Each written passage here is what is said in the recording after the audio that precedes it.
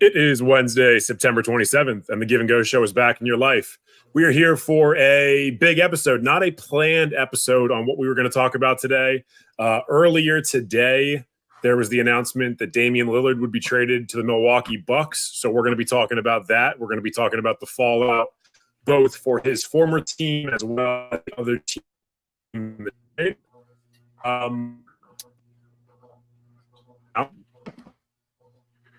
Looks like we're already having some internet issues. Make sure to like and subscribe, guys. I know that. Yeah, You gotta like and subscribe. I am going to do the spiel that Griffin was going to give. If you're tuning in on YouTube, make sure to click that like button. Make sure to comment. Make sure to subscribe.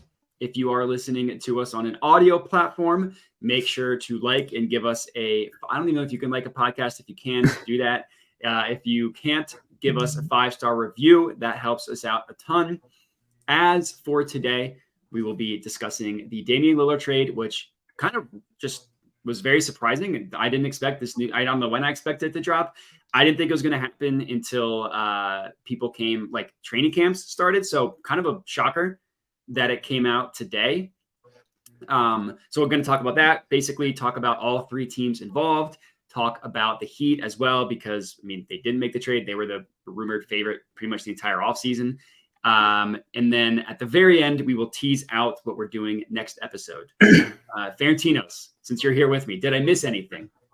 I don't think so. I mean, I'm just excited to talk this trade. I think they're legit the best duo in the NBA now. Like, when I saw that, I couldn't believe it. It's a random Wednesday bomb, just like to get us Wednesday Woj bomb. Oh, that was incredible. At 3 o'clock, I was like, I'm not doing anything for the rest of the day. I cannot wait to speculate about this. I could not concentrate on what I was doing. I was in the middle of doing something and immediately had to stop concentrating.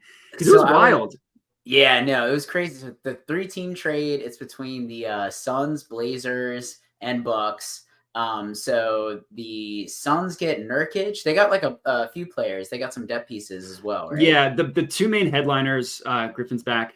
Hey. Feel free to jump in whenever you want, Griffin, because we can see it loud and clear now. We're getting in the details. Modi got the intro down, so we're all good to go. So fantastic. We're talking about the Suns. Andrew, hoping for a GQ no show. The Suns, I mean, the headliners is Nurkic, and I think Nasir Little, I think he's pretty good. I don't think that's like a total nothing. Obviously, none of them are as good as DeAndre Ayton, and we can talk about that. And then Drew plus pieces, Drew Holiday, I should say, plus 2 first-round picks go to the Blazers. The Bucks get Damian Lillard. Pretty much. Did I miss anything with the trade pieces going in and around all the different teams? I think you got everything. Yeah, that's the big stuff. Obviously, the Blazers getting 2 pick swaps at the end of this decade. And then the 2029 unprotected first. That's a big one. Yeah. So they're all the Bucks picks, right? Unprotected Bucks picks. Yeah. So it's a 2029 unprotected Bucks, and then the other 2 are pick swaps. And I believe the reason, I don't know if they're pick swaps necessarily because the Blazers wanted pick swaps, but because you cannot do back-to-back years with first round picks. Yeah. And if you take a look at the current list of where the Bucks assets are going over the next decade, granted they have Giannis, and now they have Dame, and they've got Brook Lopez, and they've got this team that should by all means win a title. But go look at their draft capital. It's not good. They basically do not have their own first round picks until 2031 based on this. They either have a swap where somebody has their pick, or depending on where they fall in the draft, their pick is going to go somewhere else, whether it's the Pelicans, the Knicks, or now the Blazers as well. So if you're looking forward as a Bucks fan to the 2029 draft already, you're not in luck, because you're not going to get a very good player. Well, if you're a Bucks fan with your eye on the future, then you're a bad Bucks fan. And I was just going to say, I mean, realistically, just kind of right off the top, like, how open do you think their Bucks championship window is? Like, I could see like the next 3 years. Hot dog down an empty hallway. I mean, I'm not going to, as a Nets fan, I thought my championship window was going to be a lot longer, but I think, like, realistically, I mean, how old is Giannis? Like, he's in the prime He's of his 28. career. That's a really, really good timing on that because I literally just Googled his age. That man is 28 years old. Him and Jokic are, I guess, the youngest two superstars, like genuine superstars. We're not going to count Jason Tatum until he proves that he can be the guy. That's like Giannis and Jokic both have titles before their 29th birthdays. Like, they're very much on the track to potentially win one or two more titles in the next few years. The Bucks are totally fine going all in on something like this because their superstar is at the same age that LeBron was when he was on the Heat. And that's when you want to put your chips to the center of the table. Well, and all the speculation in the offseason, like I was reading about just because now, once something happens, a bunch of things come to light, like the All-Star game vote where Giannis selected Dame over Drew That was Holiday. awesome. Yeah. So like that, and then apparently like they had back and forth sent like they've been flirting with the idea of like playing together for a while. And I guess because they're both kind of loyal to their franchises, it was the one or the other. It's like they both wanted their guy to come to their team. And I think for Milwaukee, I'd rather not have picks forever and choose to instead keep Giannis around because he was hinting in the offseason, I want to win a championship. I don't care where. And honestly, now that I'm thinking about it, it was probably wherever Dame was going to be. Like, I think they definitely wanted to orchestrate something like this. So, I mean, yeah, I'm definitely rooting for the Bucks. Even as a Nets fan, I'm excited to see that duo. Yeah, it's gonna be really exciting. Go ahead, Griffin. Go ahead. Tarantinos, that's a crazy thing to say, like objectively, that you of all people are rooting for the Bucks, considering how a couple of years ago went. Yeah. Yeah. I mean, there's been 3 years of Bucks slander at this point from you. I respect the maturity in rooting for an Eastern Conference team. At least you're rooting for your conference. Well, now I get to watch Damian Lillard. It's not just Giannis. It's not just Giannis playing bully ball. I mean, he does great things. Like, there's still times where I'm like, wow, that was incredible. But I don't have to be so frustrated watching him get every offensive foul call, or not offensive foul call, but get fouled when like going up for dunks every time when he's clearly just pushing people out of the way. And now you get to watch like Dame's beautiful game at the same time. I knew that would set you up. I knew it was too easy. Dame's beautiful game. I mean, you're not wrong. Dame time is coming up, and he's going to be next to arguably the best two-way player in basketball. So that's a good spot to be in. Giannis is stupid. Like, that was the one Bucks flaw in the playoffs, is that they couldn't really generate offense and still had trouble at times in the Sun series until Giannis was just unlocked and things were clicking. But like, they couldn't find outside shooting, and it was hard for them to get spacing. Like, I think the defense that you give up by giving up Holiday and even Dame's defensive faults like at a stance, like I think that balances out with what he brings on offense and then matches with what Giannis can bring on defense. Like, it's going to be crazy. I wonder what the boys in the desert are saying about this right now. The boys in the desert? What does that mean? Oh, Vegas, like when it comes to what the odds are for the I was very confused as well because I was like, I mean, Phoenix is part of this trade. That's what I was I've never referred to them as the boys in the desert, and I lived there for 3 years. Yeah, I have to be secretive about gambling. We do not need to be secretive about it. You're all good. I mean, I like the point you make about Drew. Obviously you're giving up defensive, I'm not going to say the best defensive guard, but if he's in the top 3 defensive guard, he has had a little bit of a decline over the past year or so. There was a very arguable point a couple years ago where you could have had him as the best defensive guard, winning defensive player of the year over Marcus Smart. Drew has gotten a little older. He is on the wrong side of 30. Not that Dame has an advantage there over him. But the Bucks are not a defensively flawed team. They can give up a little bit of defense in exchange for a guy who can give you 25 points per game a night and who sometimes is going to explode for 30, 35, 40. Like, Dame is one of the best. Yeah, he's one of the best, not just hot hands in the league, but most consistent scorers. He arguably had his best year ever in this past year, despite being 33 years old. He had was it a stomach injury? He had like a hernia or something? It was they called it an abdomen. He got surgery. Abdomen normally is hernia, but they didn't categorize it as such. So I don't know 100%.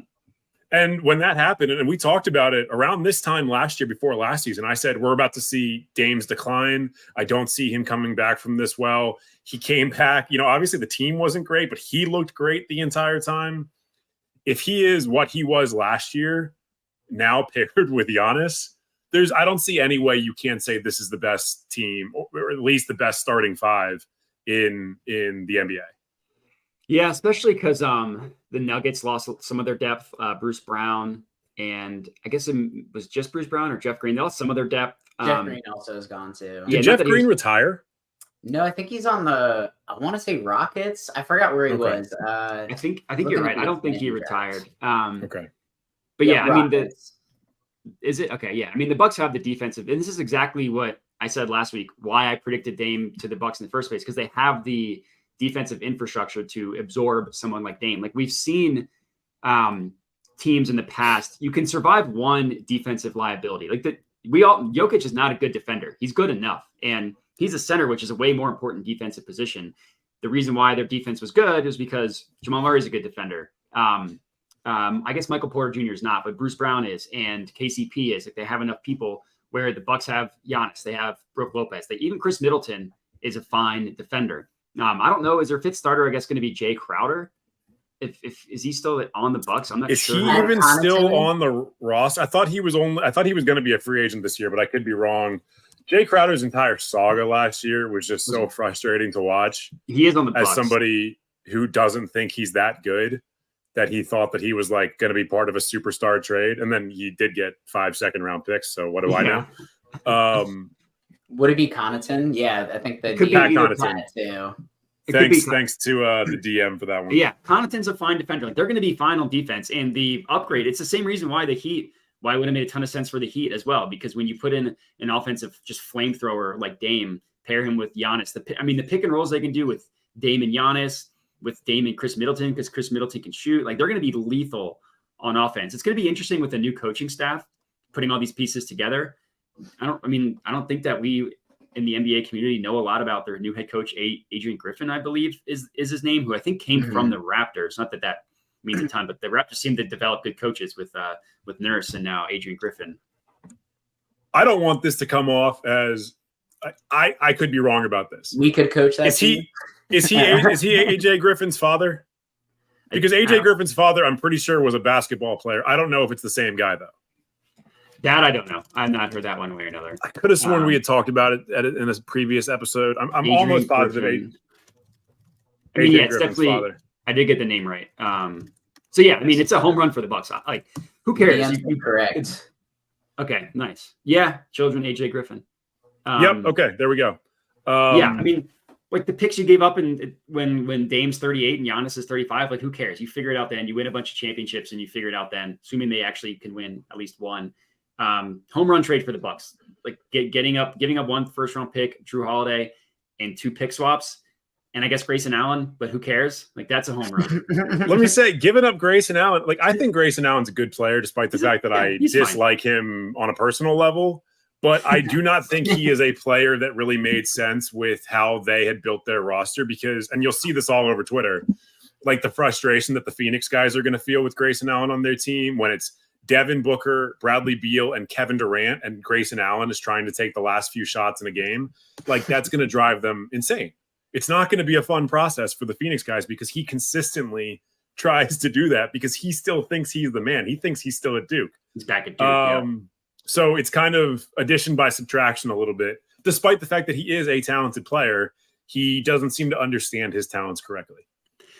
I forgot that he was going to the Suns. I had him on the Blazers, but yeah, that's fine. And we've seen teams like the Lakers, the Clippers, you can round out, people are going to want to come to the Bucks. You can round out your roster if you realize in January or February that you're in need of one more bench piece. Yeah, when the Nets got Blake Griffin and Marcus Aldridge at the in the buyout market, people are going to want to come to the Bucks, assuming that they're healthy and as good as we think they're going to be. It's also, if it doesn't work this year, and there's no way to predict if it's going to work, injuries, coaching issues, other guys having incredible MVP type seasons, there's no way to know if they're actually going to win. If it doesn't work this year, they can run it back next year. Dame's on a 2-year deal. Drew, I believe, was only on a 1-year deal. That's correct. So there is going to be continuity. I think Brooke also just signed a 2-year deal. I think it was 2. Yeah. There's going to be continuity in this roster for a Giannis while. has 2 years left as well. Sorry, Giannis is another guy with 2 years left. That was kind of how he pushed them, I think, into this, was being like, look, at the end of this 2 years, who knows what I'm going to do? I'm training with Hakeem. Like, I'm talking to guys around the league. I'm making friendships. It's nice for a team to push all their chips to the center of the table, but also know that if they don't do it this year, they. Oh, that was going so well on the internet. I think the point he was saying was that if they don't do it this year, they could feasibly run it back with pretty much the same team and do it next year. There you go. Yeah, you're back.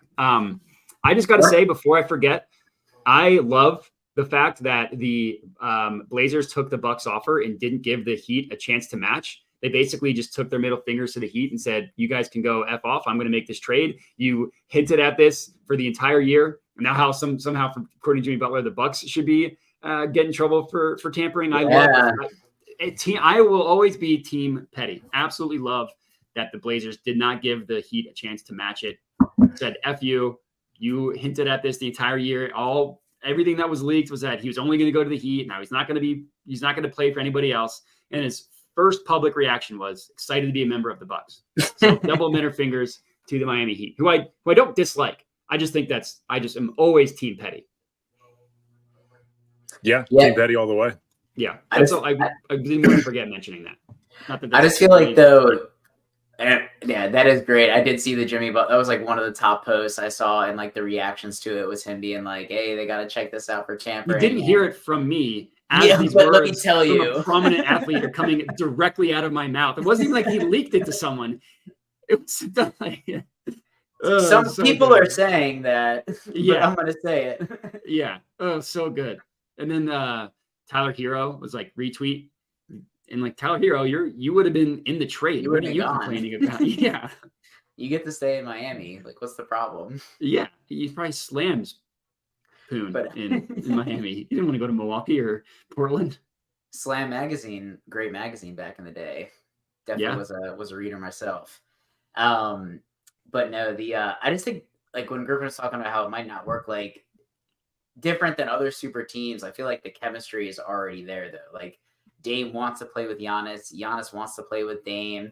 Giannis is happy that we're still in Milwaukee. Like, I think the vibes are going to be good. I'm curious how it's going to work out. I'm just excited to see what it looks like. It's going to be amazing. Yeah. Around the Bucks, though, the other teams that are involved with this. So the Blazers are still trying to move Drew, right? Like they are going to get him, but then try to trade him. And I know the Sixers are a front runner, right? Yeah. So it's actually a question that I had. Can the Blazers reroute Drew Holiday immediately, or does it have to be like this whole 6-month rule? Because I forget how that is. 6 month only if you sign a deal. 6 month is on you signing a contract. So if you sign a contract, okay. Well, I'll figure out the 6-month rule. Yeah. No, he was saying that the 6 month only counts if you sign a new contract. So you can get traded, and then I'm assuming immediately get rerouted. So, just fun fact, after Googling 6-month rule, there's actually a movie called 6-month rule, and it's when a womanizer teacher teaches his clueless friend the rules about being single and avoiding emotional attachment. Wow. Got a 4.8 out of 10 on IMDb. Notable cast. Are we going to have a give and go watch party? I do not. It's from 2011. Let's see who's in this. It doesn't give me anybody. Blaine Weaver. Oh, Martin Starr. Okay. I know who that is. I don't, but that's okay. Maybe not. Yeah, so from the I do know who that is. Yeah, I do know who that is. From Silicon Freaks Valley. and Geeks. Yeah, he's doing a lot of stuff. Silicon Valley would be the better reference. Yeah, Freaks and Geeks was 20 years ago. That's on me. We got to get the millennials. True. Yeah. So yeah, I mean, from the Blazers' perspective, I feel like, I don't really think it was that good of a trade. I guess they did get Ayton, who is young and he's young enough to grow up with the core of Scoot. I think if he's motivated with Scoot, and Simons, like, I think that worked out really well for them. I think the Suns are the biggest losers after all this, kind of. Yeah, it's interesting. I guess if we I don't know if there's more to say about the Blazers. Like, we'll have to see what they get for Drew Holiday. The clip, there's going to be teams interested. Everybody could use a guy like Drew, and he's on an expiring deal. So I think they'll probably get a pretty decent haul for him. I So wonder what kind of return you think you would get. Yeah, I mean, I don't know if this is sourced or just floated, but people in Philly are saying like a 3-team trade with Harden going to the Clippers, Drew going to the Sixers, and then assets going to the Blazers. Makes sense theoretically. I don't know if that's sourced or just people connecting the dots. But we'll have to, we can cross that bridge when we get there. Yeah, from the Suns' perspective, it's interesting. I don't know if we have more to say about the Blazers. It's kind of just see what they get with Drew. I don't know. I think it's center was definitely something they needed. They were always looking for a guy when Nurkic would get hurt, which is where it's I'm interested to see how Phoenix deals with that, because he's played no games since 2019. I feel like he's always kind of coming back, looks okay, and then just gets hurt again. Or I feel like Ayton, if he's in a place where he's remotivated to play, I think it was just kind of lack of effort. He didn't really find his place in Phoenix, which affected his play, but he did have a pretty good postseason run a few years ago. Yeah, he did. The talent is there. So, and if Scoot.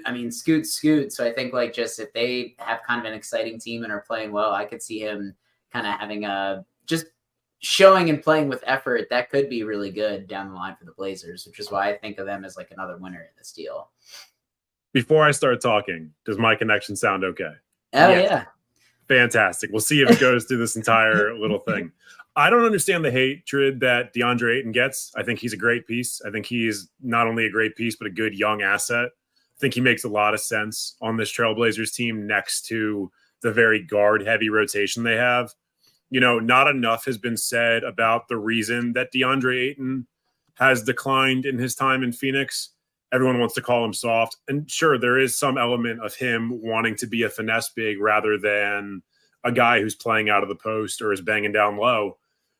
But there were a lot of reports that seemingly have gone away or that people don't pay attention to because they like the guy, about him having a lot of friction with their head coach, basically post-finals run. And friction with the front office where they didn't give him a max offer. Everyone knew he deserved a max offer. He was literally coming off a finals run. It's just, he's better than Nurkic. I don't think that's in question. And the fact that people are acting like it's almost 1-to-1, I don't understand. Yeah, I agree with you. I think that being on a team that had Chris Paul and Devin Booker and then had Devin Booker and Kevin Durant, I think kind of minimized. He's a really talented offensive big. He's very frustrating to watch because I'm not going to call someone soft, but I will say that he plays soft. Contact bothers him. I remember there being so many times where he got the ball down low under the rim and would do a fadeaway or a hook shot. And I'm like, dude, just go up. You're bigger than the person guarding you. It's the same thing with Ben Simmons. Just play with some aggression. You do want, as both of you said, the playoff run where they went to the finals, probably the best player on that team. He was so good. At least he was really consistent, and not being able to guard Giannis is you can kind of forgive a 23-year-old for not being able to guard Giannis. So I think he's going to have he's already a good player, but I think he's going to have nationally a career renaissance in Portland, having a bigger offensive load, not having as much eyeballs on the friction between him and the front office and the head coach.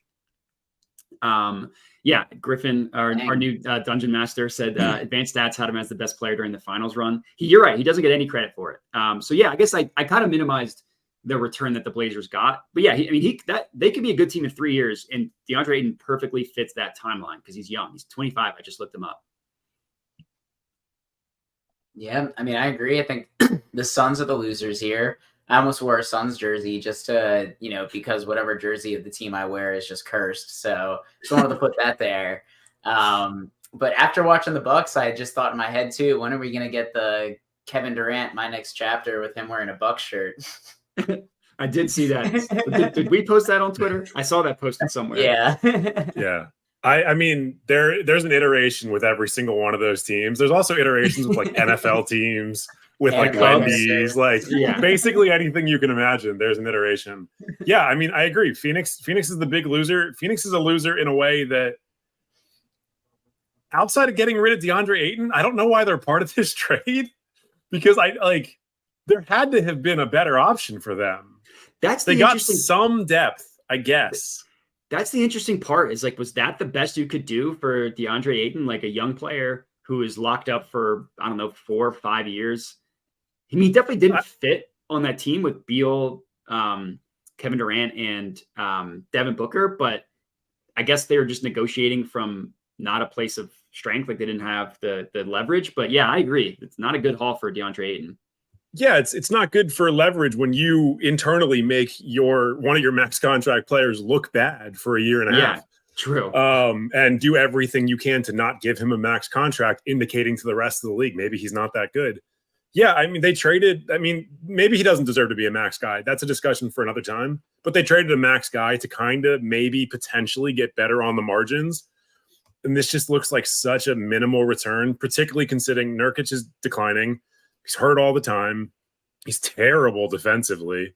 Like this team is going to give up 160 points a game. They still might win a lot of games, but I just don't believe in this Phoenix roster. I don't think it makes sense. It's people keep comparing it to the Brooklyn Nets when they had like their attempt at a super team, and that team was significantly better. They had way more depth, and they were younger than Brad Beal and Kevin. Obviously, this was Kevin Durant 3 years ago. Kevin Durant's 35. Bradley Beal's 30. Devin Booker is the best player on that team at this point, in my opinion. And that's great. And he has a lot of time left. But if the Durant-Beal combo doesn't work, Devin Booker is going to probably try and ask out. He's going to go somewhere else. I mean, because he doesn't want to be on the no assets. Yeah, exactly. Yeah, that's what I was going to say. Yeah, Brooklyn's assets, baby. That's true. That's right. That's true. Yeah, I'm going to crash and burn. Yeah, I mean, they needed the depth pieces because they had nothing left. But also, who's your starting center? Is it Nurkic? Is it Jacques Landale? Is it Bismack Biyombo? Like, who is their starting center? Could be one of us. Could be Ferentino's at this point. Like, let's just get him out there and see how many hustle boards you can get. Is a 35-year-old Kevin Durant going to be your starting center? Like, that's not going to last. Well, we were talking about it in your Discord channel, and somebody was talking about trying to get more guard depth for them. Like, they wanted a real starting guard, which I had to leave the conversation at that point because I was losing my mind. And they were like, yeah, you have Beal as your everyday 2 and you run Devin Booker at the 3. What are we talking about here? No, Devin Booker is barely able to guard 2s. He's not guarding 3s. Yeah. That's not going to work. You need wings or centers. You don't need guards on that team. Yeah. You need to get bigger, not smaller. We can't do these like 5 guard lineups. Teams have tried it. It doesn't work. Like you had that Rockets team that did it with Harden and Westbrook and PJ Tucker and a couple other guys that they filled in on the corners.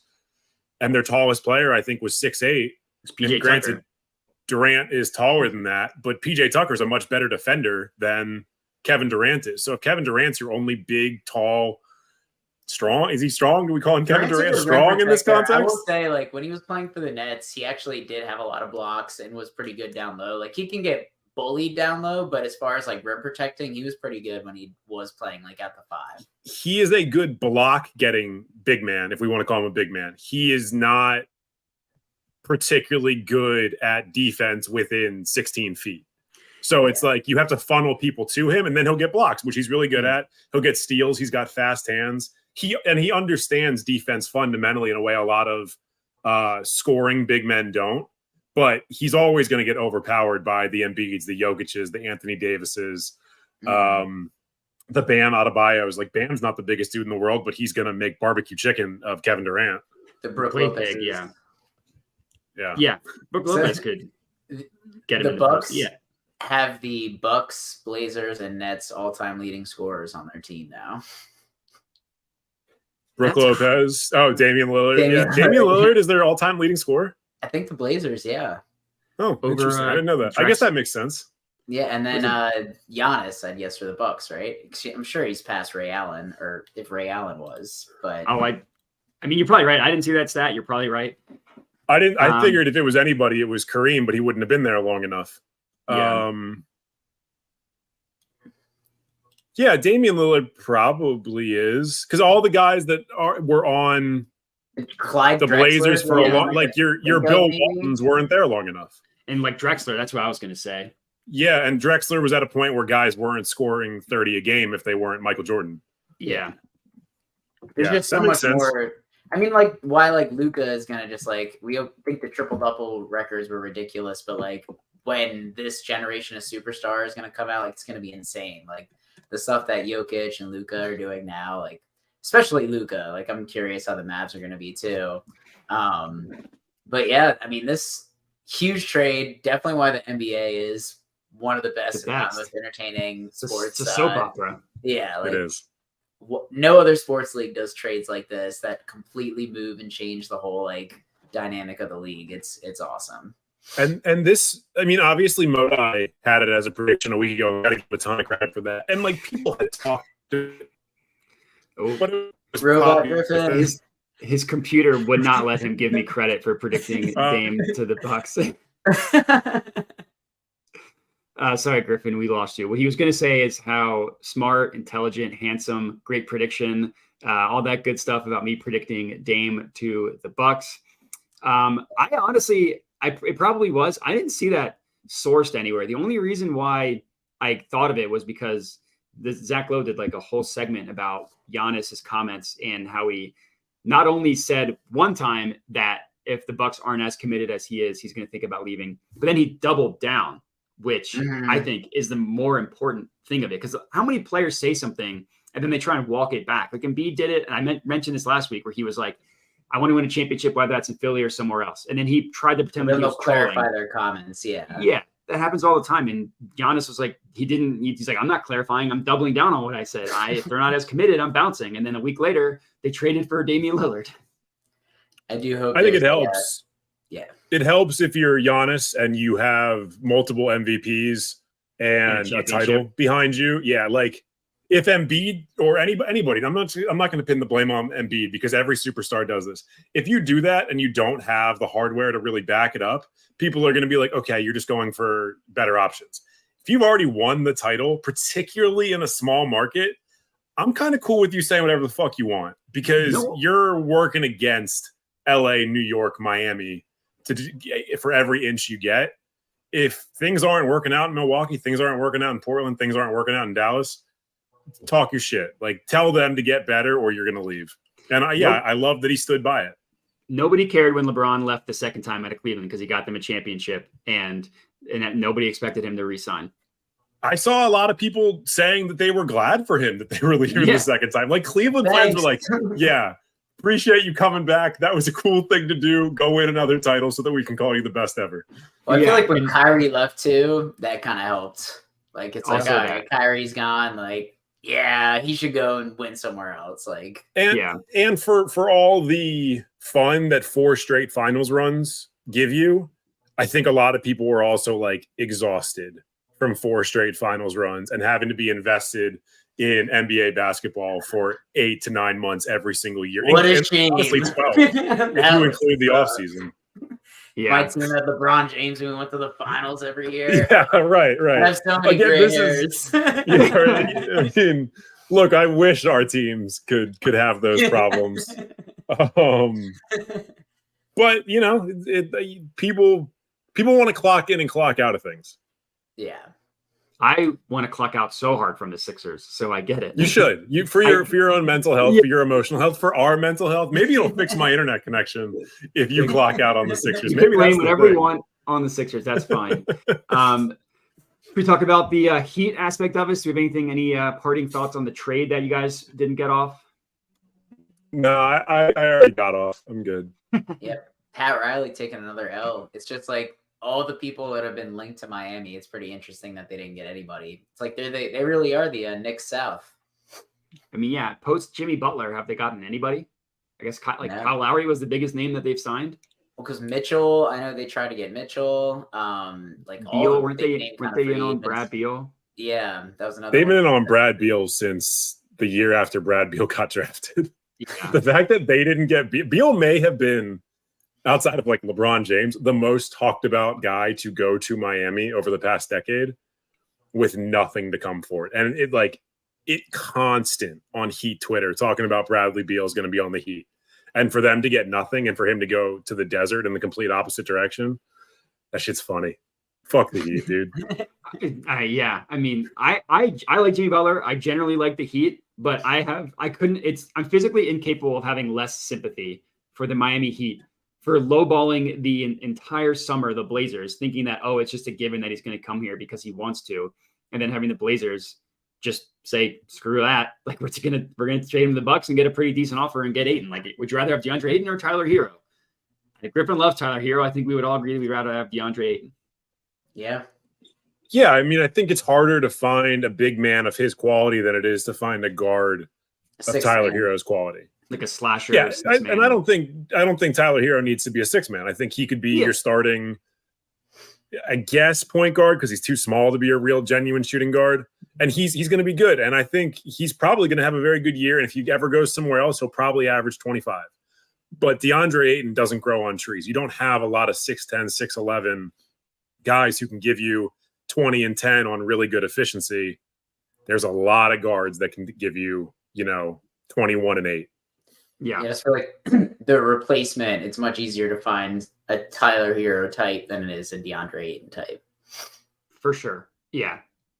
Yeah. So I wonder how much of it was the Heat just continually lowballed their offer and the Blazers were just sick of it versus maybe they didn't. Like, I don't know. I think the whole dynamic of that is interesting. But in terms of the Heat's roster, it's basically the same team that they had in the finals, minus Gabe Vincent, minus Max Strus. Like they were putting their whole chips in the basket of getting Dame Lillard, and now they didn't. So it's going to be interesting to see what they do now because they're, significantly less depth than they had before. 7 seed. 7 seed finals. Yeah. I do not see them repeating last year's run. No way. Even before this. Yeah. Even if they had kept the guys they had last year, and we said the rest of the league stayed exactly this, I really loved that run. I thought it was really exciting. It seemed like so many things had to go right for that to occur. And part of the things going right was the Heat playing like the best team in the league for 4 weeks. So I'm not going to take credit away from them. Being bitches. The Celtics playing soft, Giannis getting hurt, and then the rest of the Bucks playing terribly when he wasn't who he was supposed to be. The Heat were good, and it was a good run, and I think they were better than their seed indicated, but I don't think they're necessarily even going to be that good this year. They might not even be a 5 seed. Like, they could have the same year they had in the regular season last year. Because they are maybe they're worse. Yeah, maybe Martin. I forget his first name. Who turned into Michael Jordan? Cody Martin. Martin. Yeah, Caleb Martin. Caleb Martin. It's Caleb. Caleb Martin. Yeah, Cody is his brother. Like he didn't really play much in the regular season. Maybe he takes a step up. They have Haywood Highsmith, who like the most Heat thing ever. Didn't play at all in the regular season. Plays in the Eastern Conference Finals and picks Jason Tatum's pocket. Maybe he plays more. Like maybe he takes a step up. They also weren't willing to make certain moves because they didn't want to move Highsmith. And it's like, stop overvaluing these late picks. Like, I know. Get your superstars, dude. It's fine. It's okay. No one's going to be like, oh, Heat culture is not real if you give up a 27th pick to get Damian Lillard. I know. Yeah.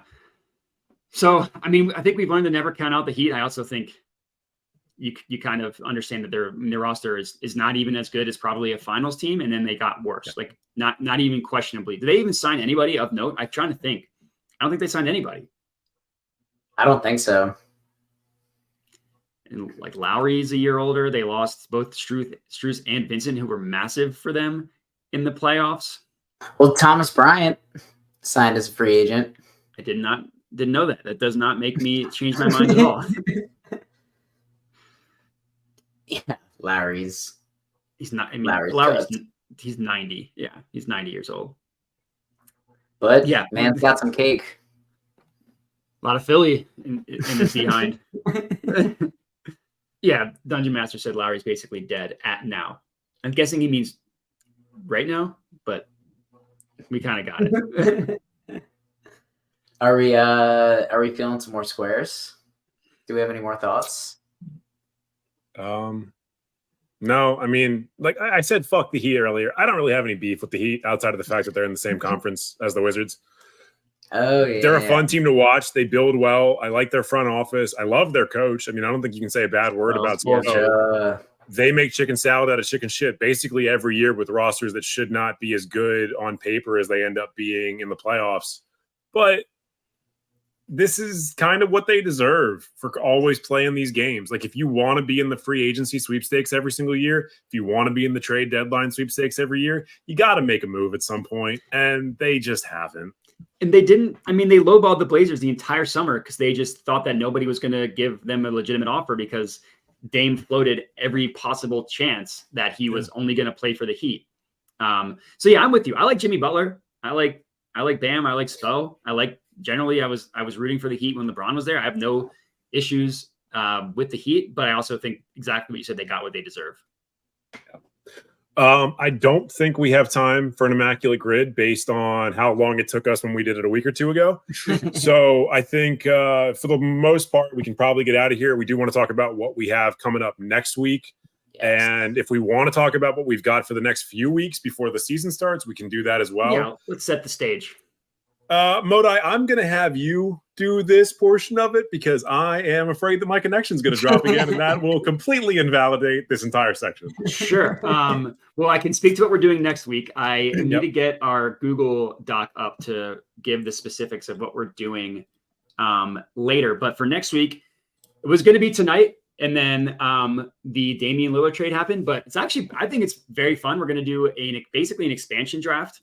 We're each going to draft an expansion team. What we did was we had our Dungeon Master super producer Elliot list 3 players as untouchable for each team. Then the 3 of us, the talent, if you will, individually basically came up with their own draft board. We're just going to draft 3 expansion teams. That's what we're doing next week. I guess the week after that, we're going to do an Eastern Conference preview. So that'll be 2 weeks from today. And that I think what we're looping in on that is what we got right and wrong last year. And basically, if we learned any lessons between last year's over-unders, because we never really settled up on that.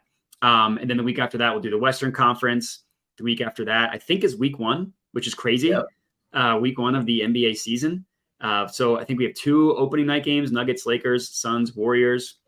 And then basically that week, we'll react to those games, talk about what we think is going to happen the rest of the season, or like a couple predictions. And then I guess, the week after that, we're going to do awards, right? Did I miss anything? Yeah. You're clear, Griffin, so you can add whatever I missed. Yeah. I mean, we're less than a month to the season. I think it starts 10/23 or 10/24 because it does start a little bit earlier these past couple of years than it used to. I know it used to start on like Halloween weekend, whenever that was. Like you mentioned, we're going to do the way too early season awards. So probably about a week or so after the season starts, we're going to say who we think is going to be MVP, who we think is going to be Rookie of the Year, Defensive Player of the Year, Sixth Man of the Year. I don't think we're going to fill out our all NBA teams because that might be going a little bit too niche into it. But we're going to make predictions. We're going to see how it comes at the end of the season. And then I think it makes a lot of sense for our over-under predictions if maybe we have some sort of internal bet between the 3 of us, and we can probably loop in the producer as well to see who does the best this year. I did the worst. I'm going to come out and say that. I had the worst predictions. I think Modai did do the best. I want to say there was a lot that I was very close on, but I flew too close to the sun. What do you call being very close at something? Like the Wizards were a half game under, and I took the over. Yeah. So that's about as close as someone can be. That's what you get for taking the Wizards to go over. I think I also took the Lakers over. And if they had just traded Russell Westbrook 1 week earlier, they would have hit it. That's true. Yeah. That's true. Yeah. Maybe we'll have the 2 losers buy the winner a pizza. They just split the cost of a pizza. It sounds pretty fun to me. We're all in different states, so I'm not sure what else we could really do. Yeah, I'd love to buy you guys a pizza from someplace. I'm telling you now, I'm not buying chain pizza. We're going to buy you a pizza from whatever is local to you. So the DM is into pizza as well, and I'm into $500 pizzas. If we're splitting it between 3 of us, pizza, though. If we get the DM in on this, that sounds good to me. Well, good timing for us to lose Griffin again. I think we're good. Any last parting words? Nah, I think Griffin's done too. I think he might have tried to go like this and then this. But the peace out. Yeah, I think we're good. I think that was a good show, good wrap. It was great getting the notification. I was like, I know what we're talking about tonight, but this is building more of the hype for the season. The NBA is the best script, excited to see how it plays out.